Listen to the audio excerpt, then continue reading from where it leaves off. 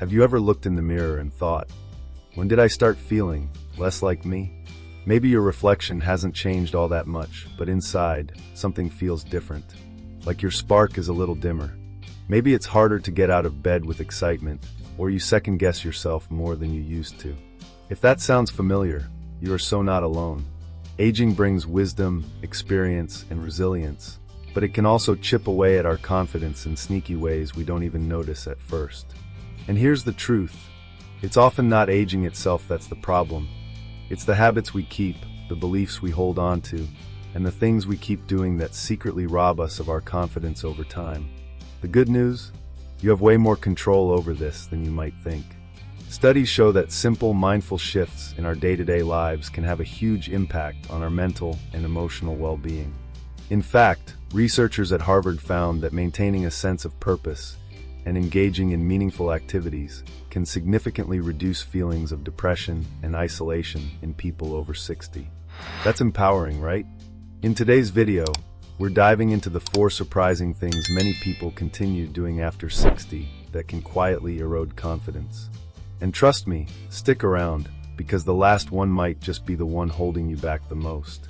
But before we dive in, just a quick note. This video is for informational purposes only and is based on publicly available research. Everyone's health is different, so always consult your doctor or a qualified healthcare provider before making any changes to your lifestyle, diet, or exercise routine. Scientific knowledge is always evolving, and what works for one person may not work for another. Alright, let's get into it. Let's start with one of the biggest confidence drainers that sneaks in unnoticed: comparing yourself to your younger self. Now this one is tough because it's so natural. We all do it.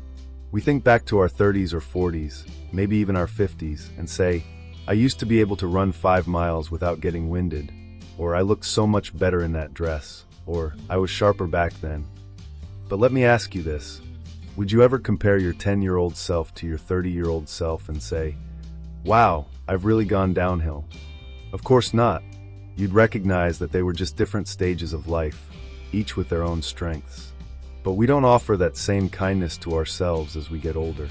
Instead, we get stuck in what I call the reverse highlight reel, only seeing the things we used to do, not the incredible things we're capable of right now. Here's the problem with that. When you're always measuring yourself against the past, you miss out on the power of the present. You start believing the story that you're somehow less valuable, less capable, less you. And that's just not true. In fact, studies from the University of California have shown that self-perception has a major impact on longevity and quality of life. People who view aging positively, who believe they're still growing, learning, and contributing, live an average of 7.5 years longer than those who don't. That's not just inspiring, it's science. So what can you do about it? First, notice the pattern. When you catch yourself thinking, I used to be better at this, gently reframe it. Back then I had different strengths, but today I have new ones. Maybe your memory isn't as sharp, but your emotional intelligence? That's something only life experience can build. Maybe your knees aren't what they used to be, but your wisdom could fill libraries. I once met a woman named Evelyn who picked up painting at 67. She told me, I spent decades believing I missed my chance, but now I finally have the time and the courage to create without worrying if it's perfect. And you know what? Her art was stunning. Not because it looked like a masterpiece from the Louvre, but because it reflected who she had become. The second confidence stealer? Holding on to outdated routines that no longer serve you. Routines can be comforting, no doubt, but some routines become so automatic that we stop asking ourselves if they're helping or hurting us. That morning news binge that leaves you anxious? That late night snack that messes with your sleep? Or maybe that social circle that's more draining than uplifting? Sometimes we hang on to habits just because they're familiar, but familiarity doesn't always equal fulfillment. Take this for example. Research from the American Psychological Association has shown that breaking free from rigid routines and trying new things, even something as simple as changing your walking route, can dramatically boost your mood and mental flexibility. Think about that. Changing your route could change your mind. There was a man I knew named Carlos. He had done the same crossword puzzle every morning for 15 years. One day, his granddaughter invited him to try a beginner's yoga class instead. He resisted at first, but finally gave in. A month later, he was hooked, not just on the movement, but on how alive it made him feel. "I didn't realize how stuck I'd become," he told me. "I thought I was just slowing down. Turns out, I was just bored." This is your reminder that it's okay to pivot. It's okay to ask, does this still feel right? If not, let it go. Give yourself permission to update your life like you'd update your phone. Clear out the apps that crash your spirit and make room for what brings you joy. And while these first changes can already make a noticeable difference, there's more you can do. Small daily actions that can transform how you age from the inside out. Now, I know what you might be thinking. At my age, is it really worth shaking things up? And let me tell you, absolutely yes. You're not starting from scratch, you're starting from experience. You already have the wisdom, the resilience, and the perspective. What you're doing now is just clearing the path, so those strengths can shine. And that brings us to the third thing that secretly drains confidence after 60. Putting your needs last. It's something so many of us have done for years, especially if you've spent your life caring for others. Maybe you raised kids, supported a spouse's career, looked after aging parents. Somewhere along the way, you got really good at being the dependable one, the strong one, the one who always says, "I'm fine," even when you're running on empty. But here's the catch. When you constantly put yourself at the bottom of the list, your confidence takes a hit. Not because you're not capable, but because you're not nourishing the part of you that needs care too. This doesn't mean becoming selfish. It means recognizing that your energy, your health, and your joy matter just as much as anyone else's. Think of it like oxygen masks on a plane. You have to put yours on first, or you won't be able to help anyone else for long. And the science backs this up. Research published in the journal Health Psychology found that older adults who engage in regular self-care, not just physical but emotional, report higher self-esteem and greater life satisfaction.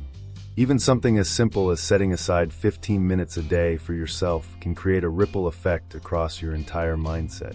Let me tell you about Barbara, a retired nurse I met a few years ago. She spent her whole life looking after others, her patients, her kids, even her neighbors. But when she hit 65, she realized she'd never once asked herself what she wanted. So she started small. She blocked off Sunday mornings just for herself. No errands, no obligations, just something that brought her joy. One week it was gardening, the next week a coffee shop with a good book. And over time, she said something shifted. I started to remember who I was before the world needed me every second of the day. And that right there, that's confidence. Not the loud kind, not the showy kind, but the deep, grounded kind that says, I matter, my life matters, and I'm allowed to take up space. Now, of course, none of this happens overnight. You're unlearning decades of habits, and that takes patience.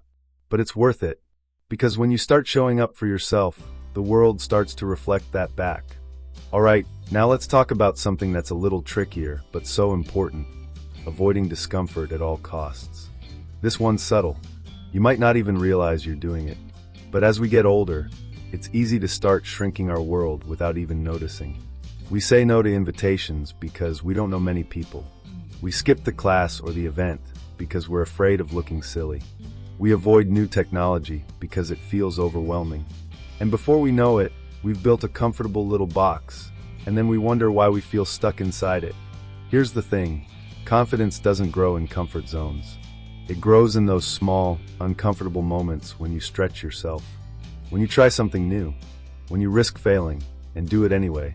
There's an amazing study out of the University of Texas that showed older adults who regularly stepped outside their comfort zones, whether through learning a new skill or exploring new social activities, showed significant improvements in memory, attention, and even creativity. Think about that. A little discomfort could actually make your brain younger. I remember this lovely man named George who signed up for an improv comedy class at 68. He told me he almost backed out 3 times. What am I doing? He thought. I'm going to make a fool of myself. But he stuck with it. And not only did he make friends, he started laughing more, taking more risks, feeling alive. When I asked him what changed, he smiled and said, "Turns out the only thing I needed to feel younger was to stop acting so old." Powerful, right? So here's a gentle challenge. Say yes to something that scares you just a little. Join a dance class. Take a painting workshop. Strike up a conversation with someone new. Try FaceTiming your grandkids, even if you're not totally sure how it works. You'll be amazed at how quickly the fear fades and how your confidence grows in its place. And remember, every time you step into something new, you're telling your brain, hey, I'm still in the game. I'm still learning. I'm still growing. That's the kind of message that rewires not just your habits, but your entire identity. So now that you've seen how shaking up routines, putting yourself first, and facing a little discomfort can reignite your confidence, let's look at one more area that might be holding you back, your inner voice. Because sometimes it's not the world around us that's the loudest critic. It's that quiet little whisper inside that says, you can't, you're too old, or why bother? And if that sounds familiar, don't worry, you're not alone, and it doesn't have to stay that way. Now that we've touched on putting your needs first and stepping outside your comfort zone, let's talk about something even more powerful: changing the way you speak to yourself. This may sound like a small thing, but trust me, it's huge. The way you talk to yourself shapes your entire experience of the world. Your inner voice can either lift you up or drag you down, and when we're over 60, that voice can sometimes be more critical than ever before. You know what I'm talking about, right? That voice that says things like, you're too old for this, or you're just not capable anymore, or you'll never be as good as you used to be. If you're hearing that voice more often than you'd like, it's time to take a step back and challenge it. Because that voice, it's not truth. It's just a habit, one that's been formed over time by past experiences, societal messages, and yes, even aging. But the truth is, your self-talk has incredible power to either boost or crush your confidence. Here's the thing, self-talk is learned. It's shaped by what we hear, what we experience, and ultimately, how we choose to respond to those things. And research shows that people who practice positive self-talk, especially as they age, tend to feel more confident, more resilient, and more willing to take on challenges.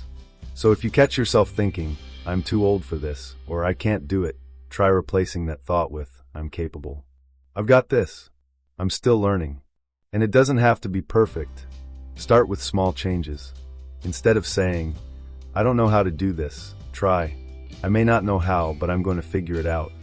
When you tell yourself something new, you're training your brain to believe in your ability to grow, adapt, and succeed.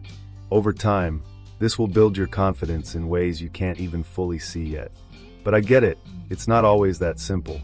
I once met an amazing woman named Janet, who was in her mid-70s when she decided to take up swimming. She told me she was terrified of looking foolish or slow, but her doctor had recommended it for her joint pain. At first, every time she entered the pool, her inner voice would tell her, what are you doing? You're not in your 30s anymore. This isn't for you. But Janet didn't give up. Every time that voice came up, she replaced it with a simple mantra, I'm doing this for me. And guess what? A few months later, not only did her joints feel better, but she felt stronger.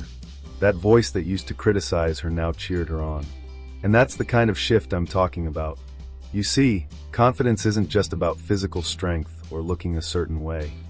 It's about knowing that no matter what, you can handle life's challenges.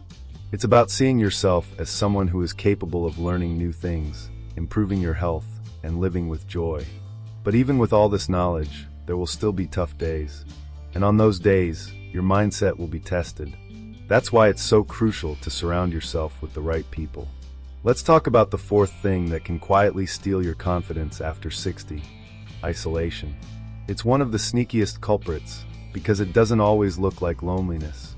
It might look like withdrawing from social activities because you're tired, or choosing to stay home rather than attend an event. And sometimes that's okay. But when it becomes a habit, when you start avoiding people or staying inside your comfort zone too often, it can really hurt your confidence. Here's why. Human connection is one of the strongest sources of confidence and well-being, especially as we age. Research shows that older adults with strong social connections live longer, report better mental health, and have higher self-esteem. In fact, studies from the National Institute on Aging suggest that people with fulfilling relationships are up to 50% more likely to live longer lives. Think about that. Connection isn't just a nice to have, it's a need to have. And here's the thing I want you to understand. It's never too late to build those connections. Whether it's rekindling an old friendship, joining a group, or getting involved in a new community activity, there are countless opportunities out there. And the beautiful part, it doesn't matter if you're 60, 70, or 80. People want to connect. People want to be with others who bring warmth and light into their lives. Take Grace, for example. She's a woman in her late 70s who spent years focusing solely on her work and family. When she retired, she realized she had very few people left to lean on. So she joined a local book club. At first, she was shy, but after a few weeks, she began to bond with the other members. And with that connection came a new sense of belonging. It felt like I was part of something again, she told me. It didn't matter that I was older. I still had so much to offer. And that's exactly it. You have so much to offer. You're an asset to any community, any group, any social circle. But you have to be willing to step out and let yourself be seen. Now, I know it's not always easy, but I promise you, the more you connect with others, the more you'll feel connected to your own sense of confidence and purpose. It's like filling up your emotional well, a little at a time, but steadily. So let's quickly recap the 4 things that can steal your confidence and how to reclaim it. 1. Comparing yourself to your younger self. Remember, you're evolving, not declining. You're more than capable in this moment. 2. Sticking to routines that no longer serve you. It's time to refresh, take risks, and embrace new opportunities. 3. Putting your needs last. Show up for yourself, and the world will respond with greater respect and admiration. 4. Avoiding discomfort and isolation. Step into new experiences, and surround yourself with the people who lift you up. With these changes, you'll start to feel more confident, more vibrant, and more you. So go ahead, make the shift. You've got this. As we wrap up today's video, let's take a moment to reflect on everything we've talked about. We've explored how the little things that might seem small on the surface, can have a huge impact on your confidence, health, and overall well-being. You've learned that aging well doesn't mean trying to hold on to your youth or fight against time. It means honoring your journey, nurturing your body, mind, and spirit, and making empowered choices every day. We've covered the 4 habits that can secretly steal your confidence after 60. 1. Comparing yourself to your younger self. Remember, you're not in competition with your past. You're building something amazing in the present. 2. Sticking to routines that no longer serve you. Change is hard, but it's necessary to refresh your body and your mind. Embrace it. 3. Putting your needs last. It's okay to take care of yourself. In fact, it's essential to your well-being and your ability to show up for others. 4. Avoiding discomfort and isolation. Challenge yourself to grow, try new things, and stay connected with the people who uplift you. Each of these habits, when we break free from them, becomes a doorway to more confidence, more vitality, and a life that feels truly lived, no matter your age. I want to leave you with this final thought. Aging isn't about losing something, it's about gaining. It's about gaining strength, wisdom, clarity, and purpose. Every year, every moment, gives you the opportunity to grow in ways you never imagined. It's never too late to start, and you don't need to be perfect. What matters most is the willingness to take that first step, no matter how small it may seem. You don't need to overhaul your life in one go. Start with one small change. Maybe it's setting aside a bit of time each day just for yourself. Maybe it's saying yes to something that challenges you. Maybe it's letting go of a negative thought and replacing it with a positive one. Whatever it is, I want you to know that it all adds up. And the more you practice these small, empowering changes, the more you'll see the incredible impact they have on your confidence, your relationships, and how you feel about yourself. Let's also remember that confidence doesn't come from being perfect or having everything figured out. It comes from knowing you're enough, exactly as you are. It's about accepting where you are right now, while also knowing that you're capable of growth and transformation. As we conclude, I want to challenge you to think about one action you're going to take today to reclaim your confidence. It could be something as simple as a walk around the block or reaching out to a friend you haven't spoken to in a while. Whatever it is, remember, you are the one in charge of how you age. And I'd love to hear from you. What's one thing you're going to focus on to boost your confidence? Drop your thoughts in the comments below. I'm always here to hear from you. If you found this video helpful, Give it a thumbs up and subscribe so you don't miss more tips on living your best life at any age. And remember, you've got everything you need to live confidently, beautifully, and authentically. So here's to embracing the next chapter of your life with all the strength, grace, and power you have inside you. Here's to living your best life at any age.